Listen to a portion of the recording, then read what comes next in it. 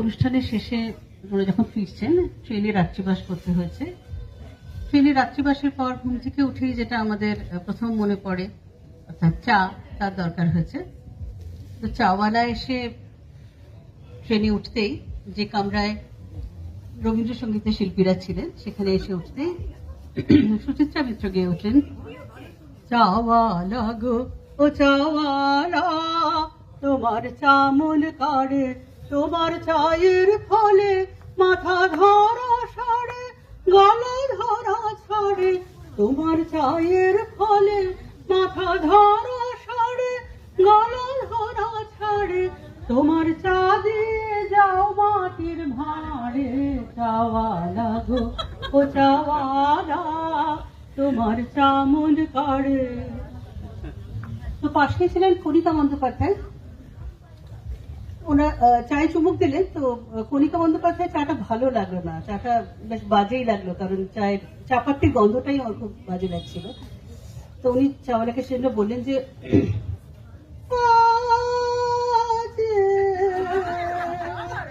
চা দিয়ে গেলে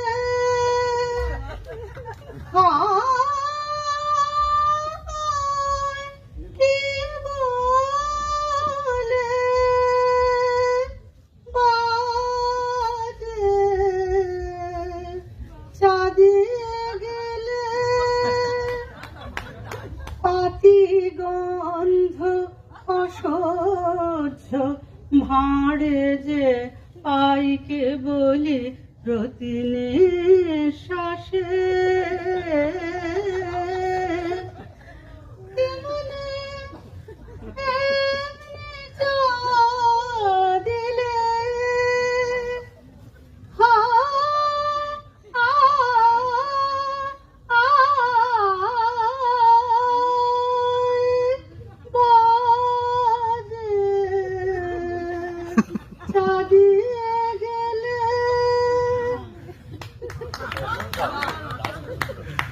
শুনে তো চাওয়ালা তাড়াতাড়ি নেমে গেছে কামরা থেকে।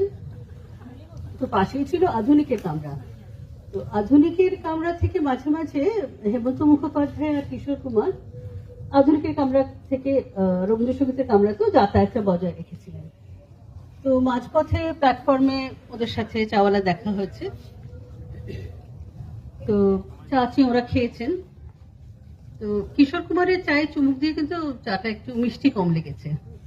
তো সেই জন্য তিনি চাওয়ালাকে বললেন যে আরো চিনি দাও চায়ে, ও গো চাওয়ালা।